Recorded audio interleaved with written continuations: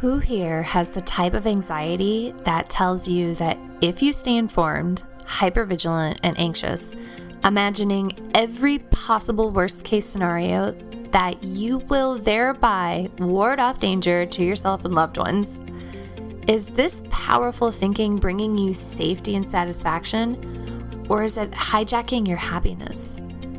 Today's podcast is entitled Permission for Joy. Welcome to my podcast.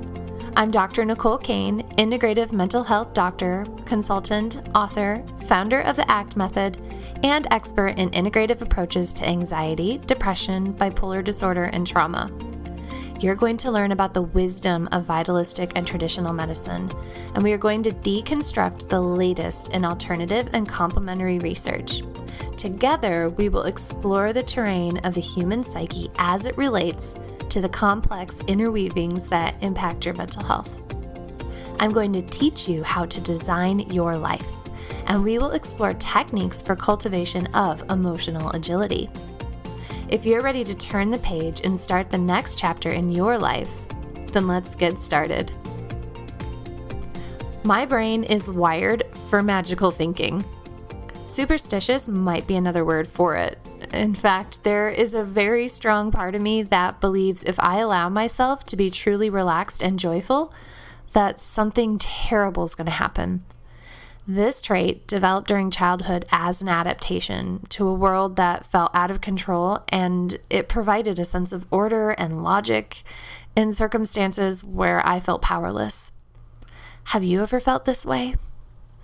Recently, this part of me made herself known in a way where I finally awakened, which, by the way, is not a one-time thing, but an ever-evolving process.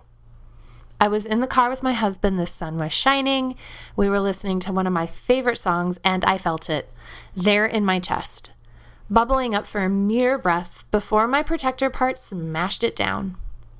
I would have almost missed it, but the stark contrast in my emotions caught my attention. What just happened? My thoughts had been floating out of my conscious awareness, and I mindfully hit the rewind button. I had been swept away by the moment, by the light, the music, the freedom of the wind coming in the windows, and that bubbling feeling had been joy. But that moment was interrupted with the reality of the darkness taking place in the world. It brought me back to earth. The thousands of people dying from COVID-19, suffering, homelessness, murder, the world economy disintegrating. A black cloud covered the sunshine. Sometimes feeling happy feels dangerous. My part believed that if I was happy, then I was a bad person for not having empathy for the state of the world. It also believed that if I relaxed, that something even worse than a worldwide pandemic would strike. If you resonate with this, no, you are not alone.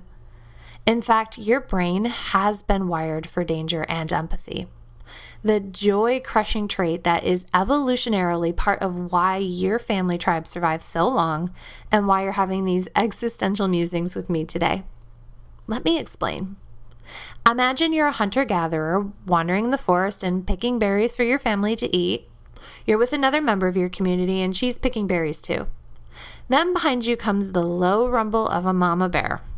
Having heard that sound once before and remembering a story from another who'd barely escaped a bear attack, you immediately abandon the berry picking mission and run for safety. Your compatriot, however, hadn't logged away that sound in her brain, and she hadn't paid as much attention to the warnings from the community, and she's lost in her happy thoughts, and then became bear breakfast. People who are adept at identifying and responding to danger quickly were more likely to survive, as opposed to those who did not possess that ability. Your brain can instantly download something negative and frightening and store it as trauma, but it is much more difficult to integrate something positive. In fact, research has shown that it requires around 30 seconds of mindful focus for your brain to flag a thought or a moment as worth remembering. So if we go back to my moment in the car, there were two realities at play. The first was that the world was beautiful. The sun was bright, there was pleasing music, and I was with someone I loved. There was another reality, and that was just as big. And yes, The reality was there's pain in the world, suffering, grief, loss, tragedy, and powerlessness. This, my love, is the quandary of the opposites. So how do we deal with this? I want you to notice the fearful part and say to the following part, say this: I have a part that has evolved to protect me, and that part produces anxiety. While being hypervigilant and anxious has been useful for me in the past, I know that I am only seeing part of the picture. As a truth seeker, I choose to acknowledge the opposites. Dear part, I am asking you to release your need to control me, to know that I'm strong and I have resources that you did not, and I'm asking you to trust me that I can take care of us. I'm asking you permission for joy. Okay, love. I want you to do an exercise with me. If you can, stop what you're doing and just take a moment. Look at your right hand. In your right hand is the light. This is empowerment, confidence, peace, joy, laughter, all of the good things you can think of. These are the things of reality and they matter to you. For me, it was the sunshine, the windows down, my favorite song playing out the speakers. It was health, love, provision, and my Kavapu Shiva. What belongs in your right hand? I want you to notice it now. Next, look at your left hand.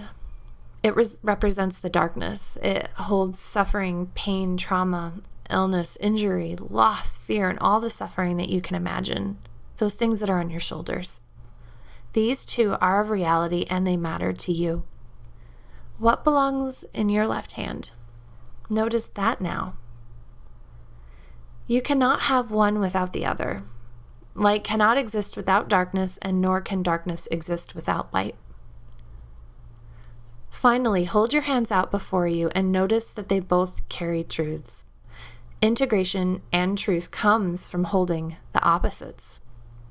My younger part didn't know how to hold the opposites. Her response to chaos was to pursue rigidity. Others feel the pain so deeply that they have to suppress it, and we see these people as suffering from toxic happiness. I define toxic happiness as the overarching belief that pain is dangerous and must be suppressed for survival of the individual, and in response, the person forces themselves to only think positive and reject anything that could be labeled as negative. These are often people who give bad advice like, look at the bright side, or don't be so negative, or pull yourself up by your bootstraps, you'll be fine. I want to pause here and I want you to say the following out loud to yourself. Freedom comes from integration of the opposites. I can hold light and darkness at the same time. I'm going to say it again. Freedom comes from integration of the opposites. I can hold light and darkness at the same time. The second part of this conversation is to practice the art of partitioning. This is where the analogy of the spaghetti versus waffle brain comes handy. Spaghetti represents a brain where many thoughts of many topics are being processed at the same time. Spaghetti brains tend to be multitasking, busy, or distractible. The waffle represents well-demarcated times for thinking about specific chosen topics. When you want to think about anxiety, you jump into the anxiety waffle square. When you want to think about the beach, you jump into the beach waffle square. Is your brain more noodly or more waffly? I want to give you some tips on waffleifying your brain. This has many benefits, and this can increase your ability to mindfully honor the space that you're choosing to dwell in. And then you can decide when you'd like to move on to another space, as opposed to being hijacked by your parts. This is extrapolated from an exercise I teach in my course called the Anxiety Breakthrough Program, Create Your Happily Ever After with the ACT method. And the exercise is called the Plotline Pivot. And we're going to use the Plotline Pivot to practice the art of partitioning. Here's how it's done. We're going to create a new waffle square. And to begin, I want you to try to think of a time when you felt happy or calm or confident or safe or peaceful or stable. For some of us, this is really difficult to do. And if you can't identify any of these states, just allow yourself to float on top of my voice and focus on your inhalation and exhalation right here, right now. When we are new at living in one waffle square at a time, our spaghetti thoughts may try to wriggle themselves in there. And when that happens, just say, thank you, not now. Thank you, not now. Allow yourself to imagine that space you've chosen. Imagine holding that in your right hand. This hand will hold truth and light. This is reflected in the image of empowerment, confidence, peace, joy, laughter, all of the good things you can think of. Then we're going to pivot. On the exhale, imagine jumping into the adjacent waffle square. This is the square that we will hold with our left hand. This is the square where we will acknowledge the darkness. We're not going to ignore it or suppress it. We have to acknowledge it. This square holds empathy and suffering. It holds your own suffering, other people's suffering. It holds pain, trauma, illness, injury, loss, fear. Allow yourself to hold that space and honor it and breathe through it. After a few moments, release the left hand and pivot back to the right. At first, love, this exercise can be really difficult because your hunter-gatherer brain may not have been wired this way. But the more you wire it, the more you'll fire it. The more you practice this, the more your brain will change and become more able to pivot at will. Give yourself permission for joy and practice this exercise every single day. The objective is for you to hold the opposites. When I'm mindful about holding the opposites, I'm better able to create a space for empathy and suffering, but I'm also able to experience joy. Not just bubbles of it, but waterfalls.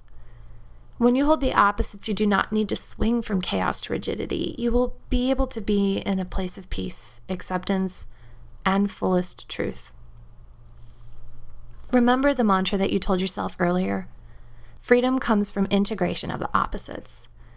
Okay, so I want you to get out your piece of paper again. Write this down and carry it with you. I am a truth seeker. The truth is that there is lightness and there is darkness. I can hold light and dark at the same time.